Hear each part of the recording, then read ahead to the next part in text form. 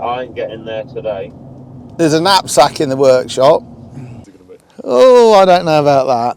There's a long way to go. We need a bit of luck on our side, but if we had a half reasonable spring, there's no reason why it shouldn't do well. I'm not going to put a figure on it, which made me very nervous. Made James, he was delighted about it. It kept everything simple. Morning, ladies and gentlemen. It is March the 10th, Monday, March the 10th, and he's left me as deputy dog looking after things on the farm.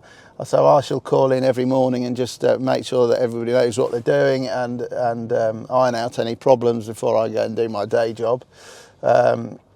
Alexander has sent us a beautiful picture of James enjoying himself on the beach, and hopefully he will, because we will enjoy ourselves without him. Everything goes so much smoother. And yeah, the week, last week and probably the week before, we've enjoyed some fantastic weather for late February, early March. We've got loads done. We're about to finish the first pass of nitrogen on the whole farm, on all three farms, which is a massive achievement because it frees up the sprayers to do other things. So I'm very happy about that. We're now on the way down to set the pea drill off, so I think it's just about warm enough to be drilling peas, only just, but anyway, we'll get on with that hopefully if the ground conditions allow us. Pretty confident that where we're going, this is light land, so hopefully we'll be able to get going, and we're just following the forklift and drill hopper down here now, and we'll go and get him set up. We are actually just on the way down to look at the pea drilling, but this is coming mustard, so I just thought I'd have a look. We're not drilling mustard today because well, basically we haven't got enough manpower. There's a bit of spraying to do and that sort of thing, but this is coming mustard, and I envisaged being in it on Wednesday, so I was just wondering what it was like. And actually the top's dried out really nicely, a lot of frost mould. It's quite tacky underneath though.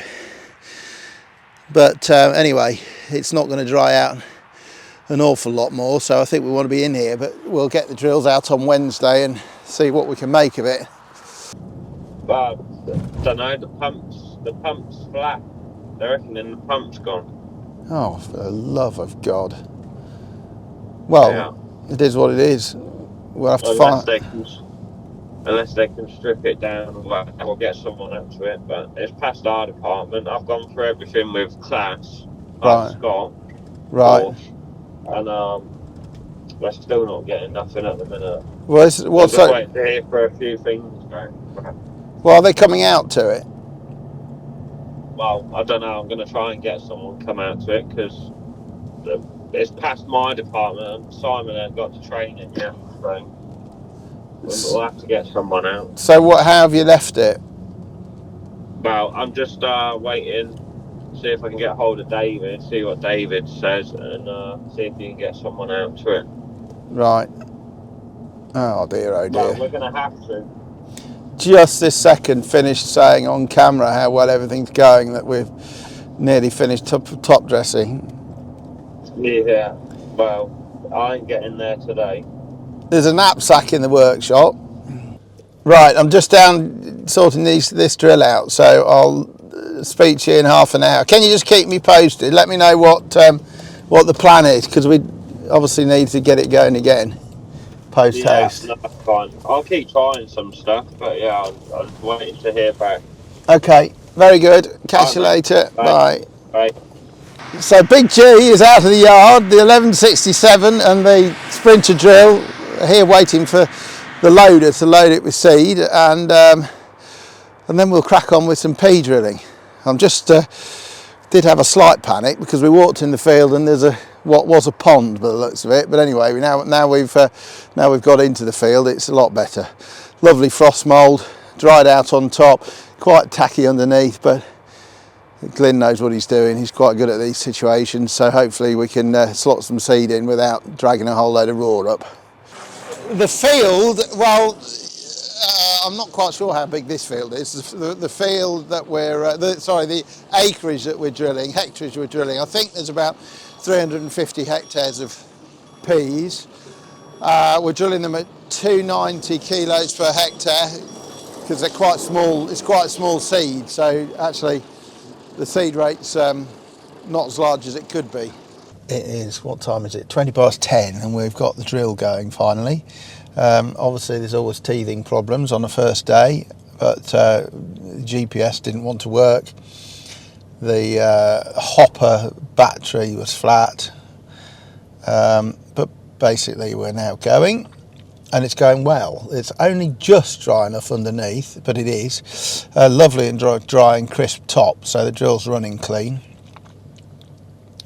And we're drilling, as I said before, Secura peas for wherries, and we're drilling them at about 3 inches, and we drill them at 3 inches deep for two reasons. One, because that's generally longer than the length of a rook's beak, and it gets them out of the way of the birds, and two, to get them out. Peas, there's very few options for post-emergence herbicides, so we always put a pre-emergence residual herbicide on, and that just gets the peas out of the way of the residual herbicide. And he's battling on up and down nicely now by the looks of it, so hopefully that I mean, quite honestly, Glyn knows more about drilling than I do, but I'm only really here to so we can just check depths and things like that together, and we'll leave him to it now. I'm just looking at depth really, and I'm pleased with it. They're good. They're 3 inches in. They're just a little bit. It's just a bit borderline behind the wheels. Just a little bit close to the top. Well, after all I said about what a wonderful spring we've had so far, it's now raining, and we want to go spraying, and we are drilling. We've got seed that we've just unloaded from a trailer and left on the side of the field, so let's just hope it misses that. Most unfortunate. So this was some of the last fields that we drilled, some of the last week that we drilled, and it was very, very tricky, very wet. We needed some skill on the drill to get it in the ground, but actually I'm really thrilled to bits with it.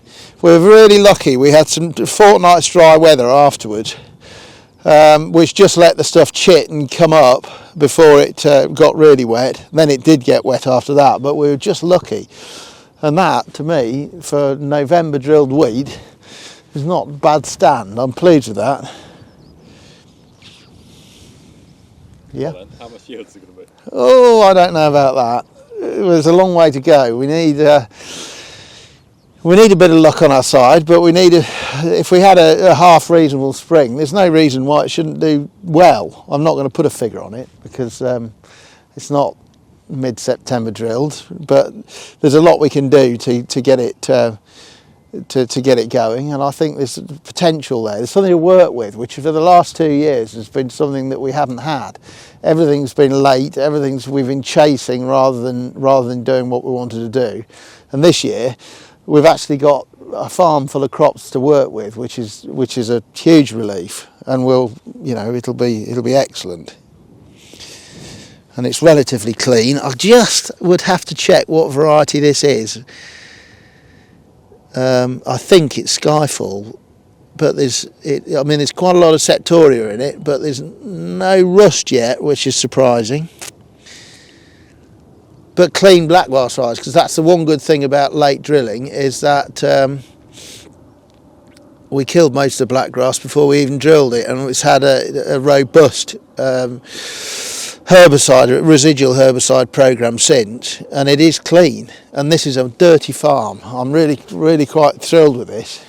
I'm having a mental moment, but we're still down at Bedford just looking around these wheats. This field was drilled by George Ward with his, if you remember, he came and helped us out with his Avatar drill, which I just wanted Tom to look down the rows. They are 25 centimetre rows, which is quite wide for us, and it's made me. I was nervous about it because there's so much room between the rows for blackgrass to germinate, especially in the spring. But actually, because we were late drilling, really clean. I'm really pleased with it, and it looks really nice. I wouldn't like to tell George this because obviously I wouldn't want him to think he'd done a good job, but by God, he's done a good job.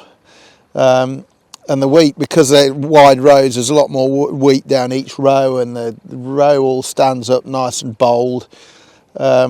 Shows a lot of promise. I'm really quite pleased, and I'll just take you to, well, we looked at that, the last field we looked at was drilled by, yeah, I think it was a Certo, if I remember rightly. Can't remember, but anyway, it might have been a time drill. I'll find out.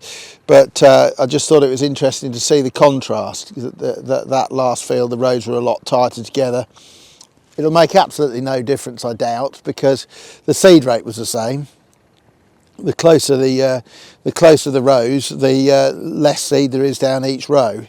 So if you did a count per metre squared, in theory, there should be the same number of plants per metre squared. So it will be interesting to see it develop through the season, see where we go to with it. Somebody asked on the video how we tackled nutrition, and specifically P and K. So they are about to start delivering sludge cake, which is basically human sewage treated, and that's full of phosphate. So that's how we put our phosphate on. We don't apply it with TSP or manufactured fertiliser. We'll put it on. This will all get a dose of sludge cake, which is high in P, not a huge amount of potassium in it, but anywhere that needs potassium, I think we're going to tackle with chicken manure, which is higher in potassium and lower in phosphate. So we're trying to tackle the nutrition with organic manures, basically. So we bought a lot of sewage sludge off Severn Trent, and they are about to start. They've delivered it up in Lincolnshire, and they're about to start delivering it here down in Bedfordshire. And what they've done here is they put, I presume it's rubber or some robust boarding down anyway. So from the road, we've got boarding out here and out into the field, and then so the lorries that deliver it will back off here, and they'll tip it off the end of the boards, and then with that loader they drag it into the field and heap it up into a heap. So this boarding just keeps, well, it makes it accessible for the lorries, but it also keeps the land in good condition, so we're not going to make a mess delivering it. So in theory, the no wheeled machine will go on the field at all. It'll back down here, tip up, and then that machine drags it into a heap, and it'll store there until after harvest, and then the stuff's spread by Severn Trent or by contractors' rights actually, or they certainly orchestrate it. It's all spread by contractors between harvesting and cultivating, and then we'll cultivate it. Actually, it needs to be cultivated within a certain amount of time after spreading to stop the nutrient loss into the atmosphere, but also the stink, because it does smell quite potent, and there are a lot of local villages. So it's all very well planned by Severn Trent and by rights, the whole process, and we don't have a huge amount to do with it. So this is the adjacent field to the one we've just looked at that was drilled by George Ward. This field was drilled by our Sprinter, and I think, if I'm right in saying, the coulters are, well, they're a tine coulter. They're a similar distance apart. I think they're 25 centimetres, but at the bottom it has I'm just struggling to think what the hell the coulter's called. I think it's called a duet coulter, and it's a wide thing, and it bands the seed. So whilst the coulters are a similar distance apart, it then bands the seed across bands the seed across a wide coulter, so you don't get that gap.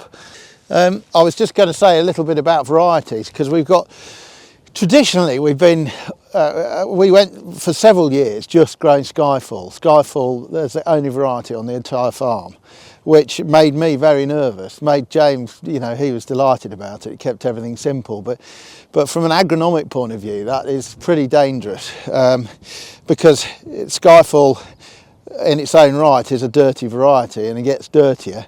But to put all your eggs in one basket like that is pretty dangerous. And we did, you know, we had a lot of trouble with yellow rust in Skyfall. It made my life very difficult. So in an effort to spread our risk a little bit, last year I brought in Crusoe onto the farm, not in a massive area, but the Crusoe nevertheless brought it in because actually it was a cleaner variety, or had been in the past, and lo and behold last year it completely bombed out to brown rust, and that was probably a bigger problem than the yellow rust in Skyfall. So this year we've gone again, and what did I say that variety was called? Oh, Chia. Sorry, Tom. We've gone again, and there's another variety called Chia, which has recently been given Group 1 status, because we're all Group 1 milling wheat on this farm, certainly at the moment, while the premiums were where they were. And Chia has got a much better disease profile, and it's I mean they don't seem to ever advance with the yields on these Group 1s. It's slightly better than Skyfall, probably not much, but it's got a much better disease profile. So now we are growing. I've continued with Skyfall and not X-Days, Skyfall and Crusoe. That's the one. But we've introduced a Chia, so we've now got 3 varieties on the farm. We're spreading our risk. Still, you know, the strategy is to go for a milling wheat premium. The premiums have been something fantastic really over the last few years, although as James discussed last week, they are down at 25 quid a tonne or something ridiculous now, which makes you wonder whether they are actually worth growing. But anyway, we are at the moment doing that, but we have spread our risk with the 3 varieties. All have their own specific problems, but hopefully we can get on top of those as we go. So we just run into Sandy here, who's putting the last of the fertiliser on. This is the last farm that we've come to, and he's just putting some fertiliser on this barley. This barley was drilled in very late October, which is pretty unusual for me because it's hybrid barley. Hybrid barley especially the yields seem to drop off once you get past the end of September. But we had the seed in stock, quite a lot of it, and I wanted to wear that down because carrying seed over is not always great. So we put it in late. We took the risk, and I rang Syngenta actually because it's their seed, and asked for advice, and they said provided that you put the seed rate up. We upped the seed rate by, I can't remember now, it might nearly have been 50%, certainly 30%, and drilled it anyway. And actually, if Tom just pans across there, it's not September drilled barley, but it'll pass, I hope. One of the problems I've found with late drilled barley is that I have a bigger problem keeping it stood than I do early drilled barley for some reason. So we'll have to be mindful about growth regulation, but actually I'm pleased with that, given the risk that we took whilst James was on holiday. I do like making decisions for James when he's on holiday. Anyway, we'll see how it all pans out. Yeah, so Tom tells me I've got to do an what did you call it, Tom? Outro. An outro. I've no idea what an outro is. Mara, do you know what an outro is? No. Anyway, apparently I've got to say thank you very much for watching. We are cracking on with the pea drilling, and we've just sent a mustard drill out of the yard, so that'll be something to talk about later in the week. And everybody's got 4 sprayers going, so we're all flat out. The sun's shining again today, which is bearing in mind I'm solar powered, is a great thing. Makes me very happy. So yeah, thank you for watching, and we will see you later in the week. Subscribe. Oh, Oh, and Tom apparently says, yeah, thank you for subscribing. And if you haven't already done so, please hit the subscribe button. No idea why you'd want to do that, but apparently it's the thing to do.